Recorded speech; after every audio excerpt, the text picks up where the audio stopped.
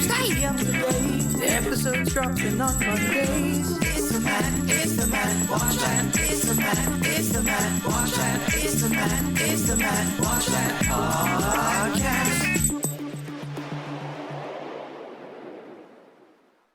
Welcome to the Matt Watch That podcast. I'm your host, Matt Seroski, filmmaker, film fan. Each episode, I'm going to watch a movie or TV pilot that I probably should have seen but never got around to. It could be a recent favorite, critic's choice, or cult classic. Everyone can join in on the fun. Follow me on Twitter, Instagram, and Facebook, at Matt Seroski. You can subscribe to my YouTube page where I'll post videos and clips from the show. If you have any opinions on what I've discussed or suggestions as to what I should see next, use the hashtag MattWatchThat on social. Before we start, over the years, my family had recorded many Christmas specials that graced our television screens over the holiday season, from perennial classics, A Charlie Brown Christmas and The Grinch Who Stole Christmas, to rarities like The Cabbage Patch Kids' First Christmas, and for better or for worse, The Bestest Present. So I'm going to give you my top 5 favorite Christmas specials. They might surprise you. At number 5, we have Mickey's Christmas Carol from 1983. This is my favorite version of the Dickens classic. It featured Scrooge McDuck as Ebenezer Scrooge, of course, and Mickey Mouse as Bob Cratchit. All your favorite Disney characters play parts, including Goofy, Jiminy Cricket, Donald Duck, Willie the Giant, and many more. In the original special, it was presented with 3 shorts starring Pluto and Chip and Dale, Donald and his nephews, and Goofy attempting to ski. All around very cute. Number 4, A Garfield Christmas Special from 1987. I've always had a soft spot for the Fat Cat, and all his holiday specials should be required viewing. John brings Garfield and Odie to the Arbuckle Farm to celebrate Christmas with his family. The highlight of the special has to be the bond Garfield forms with another curmudgeon, Grandma, voiced by Pat Carroll, who would go on to play Ursula the Sea Witch in the Disney animated movie, The Little Mermaid. Number 3, He-Man and She-Ra, A Christmas Special from 1985. On the planet of Eternia, the royal family are preparing to celebrate the birthdays of twins Adam and Adora, He-Man and She-Ra's alter egos. Their misfit sorcerer friend, Orko, gets accidentally transported to Earth where he learns about Christmas. This causes Horde Prime to order Skeletor and Hordak to stop the Christmas spirit from coming back to Eternia, or something like that. The real joy of this special is seeing all of your favorite characters from both series come together, and in the end, Skeletor ends up feeling the Christmas spirit, and he doesn't like it one bit. Number 2, Emmett Otter's Jug Band Christmas from 1977. This is an absolute gem. It's based on the book of the same name, but Jim Henson and his Muppeteers bring this world to life with beautiful sets and exquisite puppets. It was written by Jerry Jewell, directed by Jim Henson, featuring songs by Paul Williams. I think this special is a perfect balance of everything you love about the Muppets: catchy music, witty dialogue, unique characters. Now, the only place you can view this special in its entirety is on YouTube. The DVD and Blu-ray releases have scenes omitted due to rights issues. Kermit the Frog originally narrated the special, but when the Muppets were sold to Disney, the Henson Company could no longer use his image. Believe that or not. Despite this, it's a twist on the Gift of the Magi short story with the magic that only Jim Henson and his company brings. And my number 1 special will be revealed later in the podcast. On to the main attraction. Each review will end with a ranking out of 5 stars. 1 star is skip it, 2 stars watch at your own risk, 3 stars standard fare, 4 stars worth checking out, and 5 stars must see. Now, if I give a title 5 stars, it doesn't mean I'm comparing it to Casablanca, Jaws, or Seinfeld. I rank titles based on other movies or TV series in that genre and at that time period. So let's jump into it. These are my ruminations and observations of the movie It's a Wonderful Life from 1946. So how'd I miss it? Well, first, I wouldn't say I watch a lot of holiday movies. Holiday specials, definitely. But it's rare that I sit down and watch an actual holiday movie. National Lampoon's Christmas Vacation being the exception. But I think because this movie is played every year on NBC, I just keep saying to myself, maybe next year. and I've just never gotten around to it. So now I have an excuse to watch it and see what the fuss is all about. It was directed by Frank Capra, who helmed Mr. Smith Goes to Washington, Arsenic and Old Lace, and won three Academy Awards for It Happened One Night, Mr. Deeds Goes to Town, and You Can't Take It With You. The screenplay was written by Francis Goodrich, Albert Hackett, and Frank Capra, based on the short story The Greatest Gift by Philip Van Doren Stern. This is something to look out for. Despite being considered one of the greatest Christmas movies, no scenes take place on the actual holiday. So in the town of Bedford Falls, members of the community pray for George Bailey. Their pleas are heard in the heavens where Senior Angel and Joseph call upon Clarence to get acquainted with George, who's thinking of throwing away God's greatest gift, his life. Boy, this sounds like a feel-good romp. If Clarence accomplishes the mission, he'll get his wings, which he's waited 200 years for. They introduce him to George through a retrospective of his life. When George was 12 years old, he and his friends went sledding down a hill onto a frozen lake. He teases his baby brother Harry to join in, and upon his turn, he slides into the frigid water. George ends up saving him, but catches a bad cold which infected his left ear, leaving him hearing impaired. It was weeks before George could return to his job at Old Man Gower's drugstore. Apparently, there were no labor laws in 1919. As he makes a soda for Mary, who has a crush on him, he comes across a letter informing Mr. Gower that his son Robert died of influenza. Boy, this thing is a laugh riot. George checks on the distraught man and notices that he accidentally put poison into the pills instead of the proper medication. He brings it to the attention of Mr. Gower, who initially beats the hell out of him before realizing his mistake. Apparently, there were no child abuse laws in 1919. Holy crap, people watch this film for enjoyment? The angels flash forward to an adult George Bailey who's purchasing a piece of luggage so he can travel the world. When the cashier says that it's no charge, he tells George that Mr. Gower picked it out as a present for him.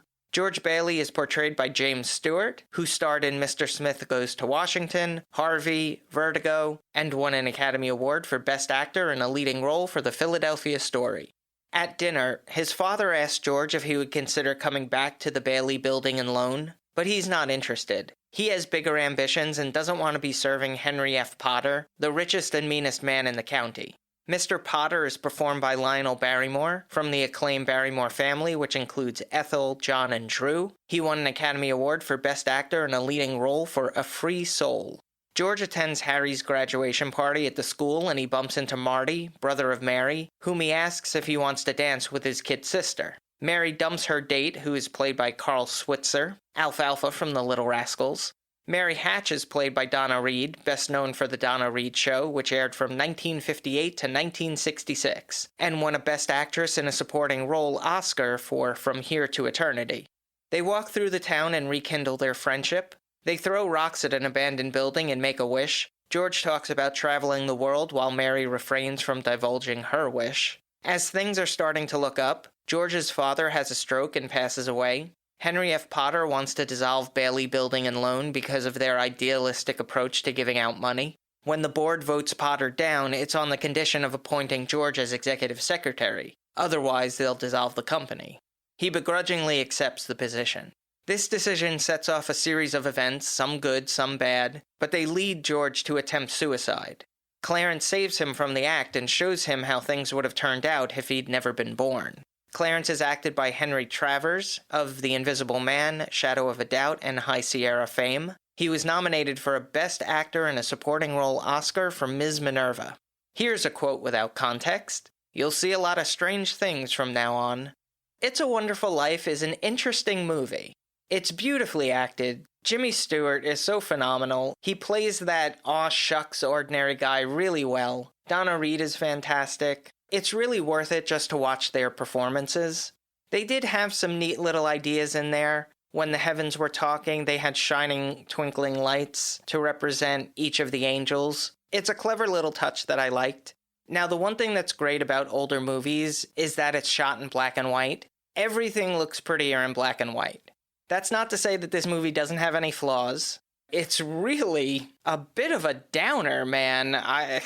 I just can't see me sitting around going with the family. Let's gather around the fire and watch It's a Wonderful Life A movie that's 95% depressing. Just for that 5% moral that you should be happy with the life that you have. But I also had problems with the pacing. When you're told at the beginning of the movie that a person is going to attempt suicide, you almost want to get to that point faster, not to see them commit suicide, that's awful, but just the idea of, okay, what is it that makes him go there? And I think that just takes a little too long. And we're not introduced to Clarence in human form until almost an hour and 40 minutes into the movie, which is just way too long. The interesting part is seeing them together and him showing George, hey, this is what life would have been like if you were never born. Since I just finished watching the movie about 2 hours ago, this really is a fresh perspective.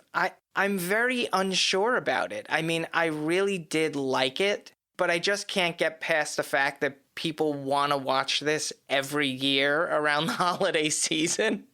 It just astounds me. But from an acting, directing, storytelling, I mean, it's definitely a good movie. Now for a little trivial trivia. Despite popular belief, the Sesame Street Muppets, Bert and Ernie, were not named after the characters in this movie. It is purely coincidental. The cinematography was captured by Joseph Walker, whose filmography includes His Girl Friday, Mr. Smith Goes to Washington, and You Can't Take It With You, and Joseph Biroc, who worked on The Flight of the Phoenix, Hush Hush Sweet Charlotte, and won an Academy Award for Best Cinematography for The Towering Inferno.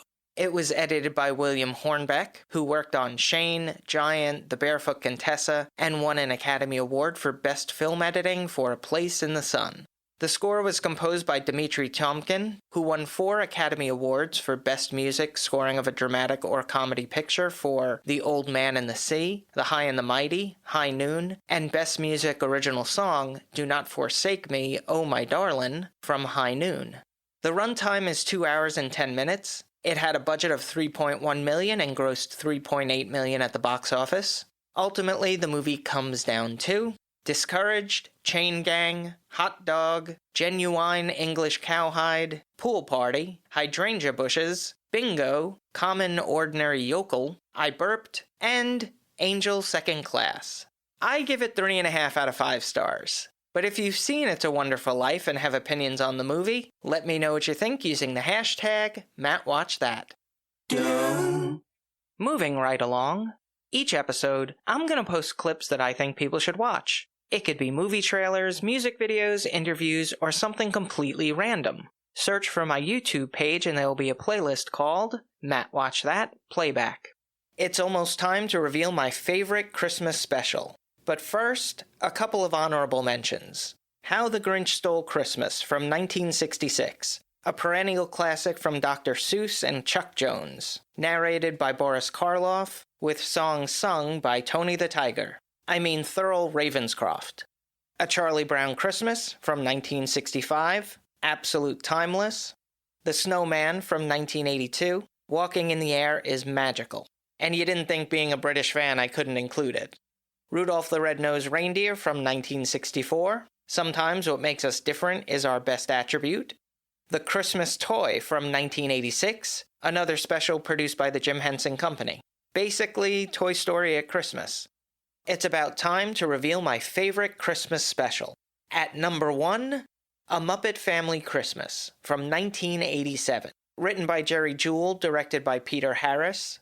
Fozzie Bear and his Muppet friends plan on surprising his mother, Emily, to celebrate the holidays together. But she has different plans, which includes catching some rays on the beaches of Malibu.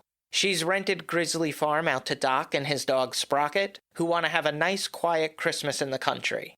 Hilarity ensues. I watch this special a couple times a year. It never gets old. And I laugh every single time someone slips on the icy patch. It's simply perfect. It's the only special that features characters from all 4 Jim Henson franchises: The Muppets, Muppet Babies, Sesame Street, and Fraggle Rock. It's really charming and heartwarming. The final medley includes Christmas standards and Muppet classics. It also features a rare cameo appearance by Jim Henson. If you haven't learned from listening to this podcast, I'm a big Muppet fan from this era. I honestly can't express how much I enjoy this special. This magic cannot be replicated.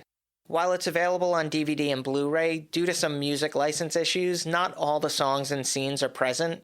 If you want to watch it in its purest form, A Muppet Family Christmas is available in the Matt Watch That playback playlist on YouTube. Check it out. Now it's time for the recommendation. Yes, that's the word recommendation with Matt in the middle. I'm going to end each podcast with my own recommendation of a movie or TV series. Today I'm talking about The Great British Bake Off. It's also known as the Great British Baking Show in America because the Pillsbury Company trademarked the term Bake Off. It's a competition reality series where amateur bakers test their skills to create the most delectable dishes to be reviewed by 2 judges. There are 3 rounds which test the baker's abilities: the Signature Challenge, the Technical Challenge, and the Showstopper Challenge. At the end of each episode, a baker is eliminated until 3 remain in the final episode. The show was originally hosted by comedians Mel Giedroyc and Sue Perkins, with judges Paul Hollywood, real name, and Mary Berry, who is a stickler for soggy bottoms. So am I. When the series moved to networks, Sandy Togsvey and Noel Fielding took over the hosting duties, with Prue Leith replacing Mary Berry. After 3 seasons, Matt Lucas came on board as co-host with Noel Fielding. While I am a fan of both individually, they can be a little too much at times. They just have to be funny, and it can get grating. I'm not big on reality competition series because they rarely show the good side of humanity. It's always about alliances, manipulation, stabbing backs, and of course money. But the Great British Bake Off is different. While you're in competition with other bakers, it's mostly about your own skills and abilities. They always seem to cast very likable people who know it's a competition but don't allow that to overshadow decency. There have been challenges where someone needs help finishing decorations, and other contestants will assist them. After a few weeks, a bond has formed with the contestants, and by the finals, they're genuinely happy for the winner. This is the type of programming we need, especially right now. It's a feel-good show, perfect for binging over the holiday season with the family. The Great British Bake Off has been on for 12 seasons, 113 episodes from 2010 to present. Episodes can be found streaming on Netflix and on your local PBS stations. That's all for this season of Matt Watch That. Thanks for listening to me babble. You can follow me on Twitter, Instagram, and Facebook at Matt Seroski. You can subscribe to my YouTube page where I'll post videos and clips from the show. If you have any opinions on what I've discussed or suggestions as to what movie or TV pilot I should see, use the hashtag MattWatchThat on social. Head over to mattseroski.com for the latest news and updates, and come back in 2022 for the reviews, rants, and randomness. Until next time, so long, George.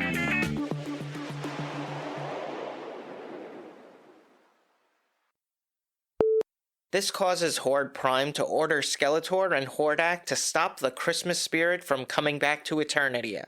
That's not it. And the fact is, we're not introduced to Clarice. That would have been a much different movie if it was Clarice. I'm a flan. I just wanted to wish everyone a happy and healthy holiday season, and I'll see you in 2022. I hope.